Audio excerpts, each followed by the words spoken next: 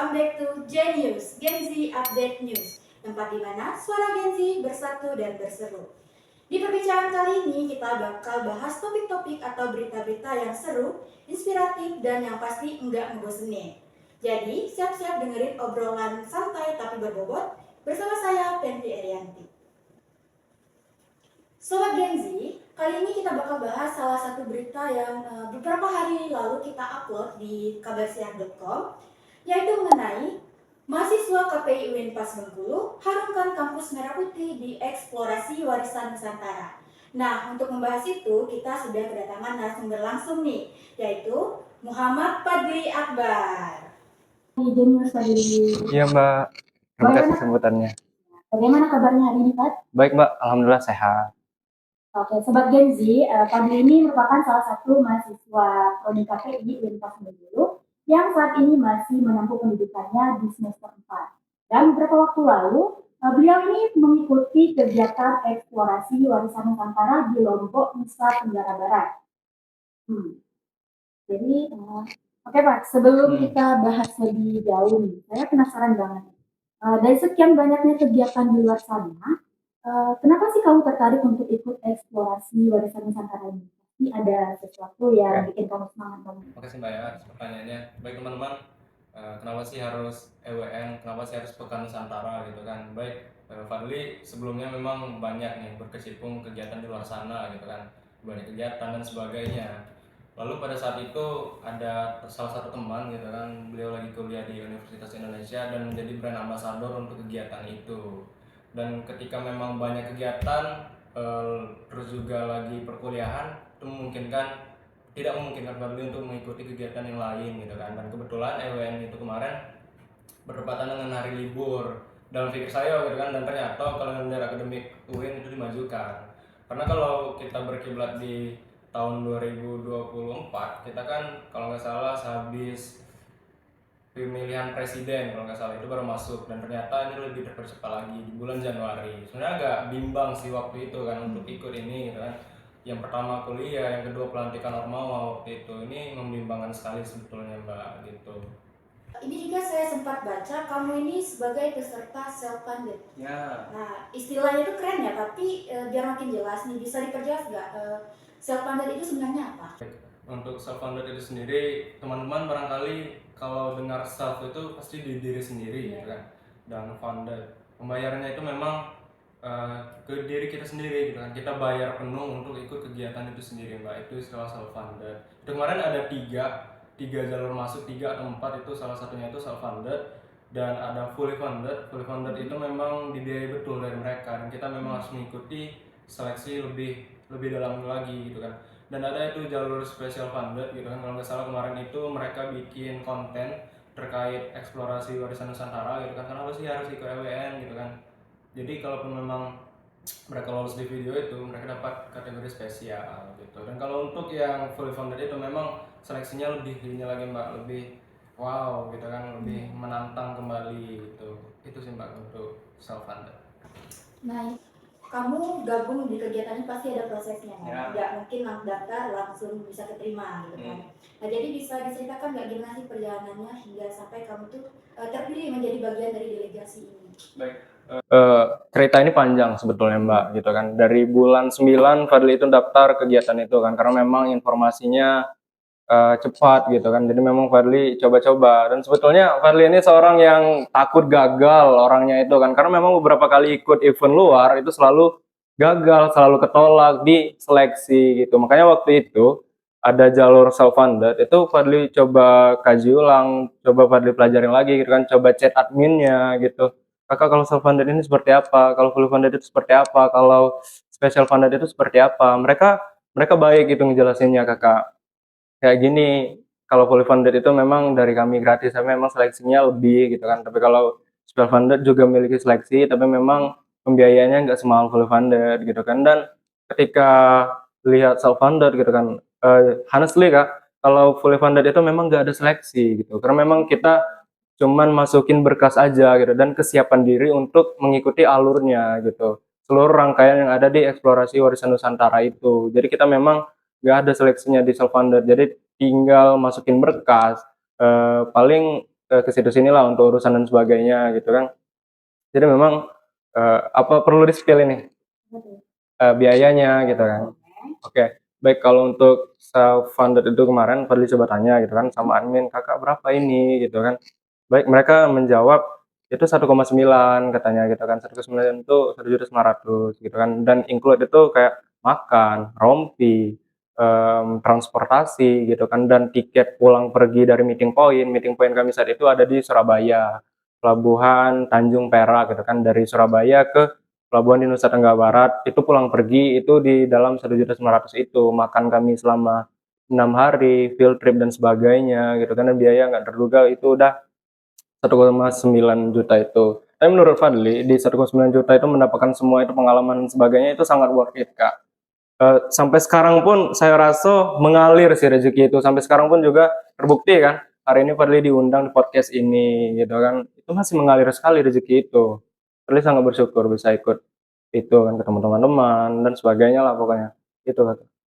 Berarti kalau yang self funded ini itu otomatis bisa langsung ikut BI. Ya, otomatis langsung tembus gitu bahasa bahasa halus atau kasarnya lah. Berarti divisi lingkungan ini mempunyai program kerja yang gimana gitu? Kemarin kami ada 5 program kerja. Pertama itu Besambel, singkatannya kepanjangannya itu bermain sambil belajar. Kedua ada clean up, kita bersih-bersih kayak Pandawara lah bahasanya itu kan. Yang ketiga kami ada penanaman pohon. Kami menanam pohon gitu dan bibitnya kami ambil dari sirkuit Mandalika, lingkungan sekitar lah, lingkungan sekitar Mandalika. Dan ada itu em, yang herbal, pokoknya pengetahuan lebih lah terkait tanaman herbal itu selain ini bisa digunakan untuk itu aja gitu kan. Dan yang terakhir itu kami ada pupuk biosaka gitu, pupuk memang organik dari alam untuk alam itu sendiri kami jelaskan di situ.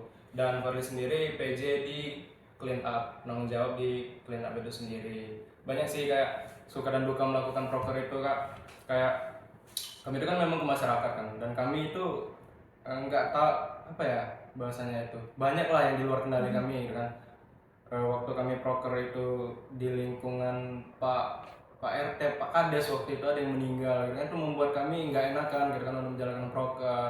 Waktu itu kami ahli tempat gitu kan, mencari tempat, kita mencari solusi kepada Pak Kades itu sendiri gimana Bapak baiknya kami ini gitu kan. Dan alhamdulillah masyarakat di situ kayak welcome gitu, tanggap gitu kan kayak barangkali kalau kita balik ke sini ya, kalau KTB itu aku sih kerja budak banyak ini gitu kan, ini baik apa udah pakai rompi cak ionian gitu kan. Kalau di situ enggak, mereka wow gitu kan kakak bla bla bla, pokoknya menarik lah di sana sampai kami itu memang betul-betul dituntun gitu kan, yang betul-betul di sini nah katanya, pokoknya mereka itu menarik, welcome dan sebagainya lah, pokoknya suka menarik sekali gitu. Berarti seru sekali ya kegiatan Seru banget asli. Oke, waktu diwawancarai oleh wartawan Kabar Sial beberapa hari yang lalu, kamu sempat bilang nih, salah satu alasan kamu ikut kegiatan ini adalah untuk tahu pola pikir dan sudut pandang mahasiswa dari seluruh Indonesia. Nah, setelah bertemu mereka langsung, ilmu atau pengalaman berharga apa aja yang kamu dapat? Untuk itu sebenarnya paling nggak bisa jabarin secara rinci ya, karena saking seseru itu loh kak, sampai kayak ada terkadang pikiran oh ternyata mahasiswa Bengkulu, mahasiswa Universitas Indonesia, mahasiswa Universitas Riau dan sebagainya, UNES dan sebagainya itu terkadang memiliki pola pikir yang sama kan.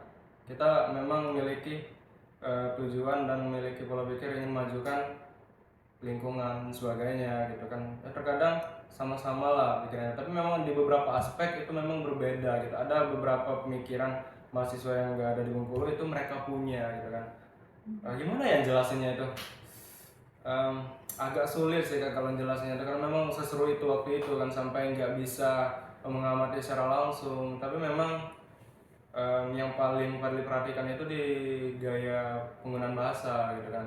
Dimana kalau kita ketahui lah mahasiswa Universitas Indonesia gitu kan, bahasanya itu di mix dengan Inggris Indonesia dan bahasa ini mereka gitu kan. Itu salah satu contoh kecil lah dari cara penggunaan sopan santun dan sebagainya gitu kan. Barangkali Padli ini apa ya, lupa atau kecapean barangkali waktu itu. Jadi ada waktu ketika apa ya waktu itu Padli itu minta tolong ke ibunya, tapi Padli itu teriak dari sini, nggak dijenguk gitu kan. Kan lebih baiknya gitu kan kita itu jenguk langsung gitu, ibu boleh minta tolong Jadi waktu itu Fadli duduk di sini, ibunya itu barangkali ada di sebelah sana gitu kan. Ibu gitu kan, itu kan nggak baik kak Iya. seperti itu gitu kan, teriak-teriak itu nggak baik, itu salah satu contohnya waktu itu ditegur gitu kan. Baik juga teman-teman di sana gitu, udah bisa eh, mengingatkan Fadli akan hal itu gitu, nggak baik loh gitu. Dan juga menariknya di sana gitu kak, nanti dulu apa ada pertanyaan khusus untuk itu ya, cerita menarik di Lombok waktu itu. Oh, langsung saja. Oke, baik. Ketika sampai di Lombok itu kan, nggak expect. Pertama itu founder bilang, teman-teman kalau bisa pakai kemeja ya, pakai rompi gitu. Kita bakal masuk ke kantor desa gitu kan. Kami pikir kayak izin doang gitu kan, Bapak izin kami sudah sampai, izin melaksanakan kegiatan. Pada umumnya kan gitu kak. Tapi waktu itu kami itu satu sampai di pelabuhan, kami itu ada yang naik mobil TNI, ada yang naik mobil bus dinas pariwisata dan sebagainya. Pokoknya beragam lah mobil kami waktu itu gitu kan. Jadi kami ini kebagian di mobil TNI. Ternyata getar mobil TNI itu, keras ternyata gitu kan. Jadi waktu itu mobil ini tiba-tiba berhenti dan ada polisi. Wah, apa kena tilang ini kata kami gitu kan. Turun kata polisi kan. Kenapa Bapak? Sudah sampai kan? Sudah kata Bapak itu kan. Oh, kami pikir kena tilang gitu kan. Jadi kami itu memang turun gitu. Dan lokasi kantor desa itu agak naik naik ke atas gitu, kami itu di bawah gitu. Ketika itu kami disuruh baris gitu kan. Eh, disuruh maju, selamat datang gitu kan, makan mikrofon besar itu kalau pakai sound system gede itu memang kedengaran gitu kan.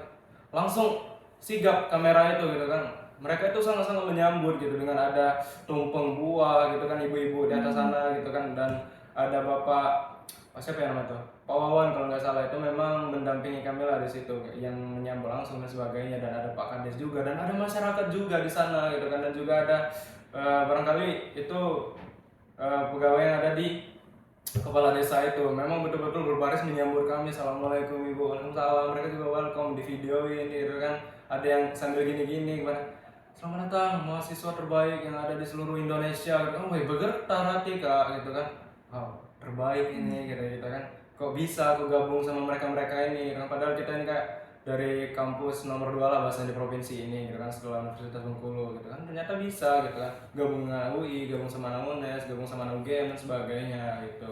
Di situ memang sangat-sangat disambut hangat lah, kami disediain makanan kan betul-betul ini kak, itu kayak asli Lombok gitu kan, apa ya nama sop itu lupa, pokoknya cocok lah di lidahku gitu kan. Itu wow, nggak expect sama sekali sih bakal disambut semeriah itu gitu kan. Terus kak, itu pengalaman pertama menarik kali serius. Berarti sangat seru sekali ya, masyarakat sekitar ikut menyambut dan sangat berpartisipasi sekali untuk menyambut kalian, kedatangan kalian gitu ya. Nah ini Fadli, sebelum kita tutup, pasti banyak bangetnya mahasiswa dan sobat Gen Z yang dengerin podcast ini bakal kepikiran nih, wah aku juga pengen coba gitu kan.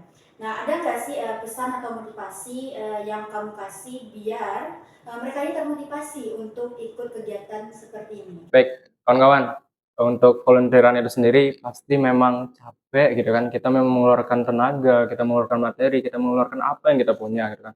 Tapi teman-teman, ada suatu kalimat dari teman saya gitu kan. Kita itu hidup untuk menghidupi. Berarti kita itu memang hidup untuk bermanfaat kepada orang lain gitu kan. Barangkali ketika memang teman-teman belum bisa bermanfaat untuk orang lain, kita coba bermanfaatlah untuk diri sendiri. Yang pertama paling enggak kita nggak ngerugiin diri kita sendiri teman-teman gitu. Kalaupun memang kita sudah berhasil gitu kan, kita nggak ngerugiin diri kita sendiri, kita cobalah untuk keluar, kita coba beranikan lah untuk bersentuhan langsung ke masyarakat gitu kan.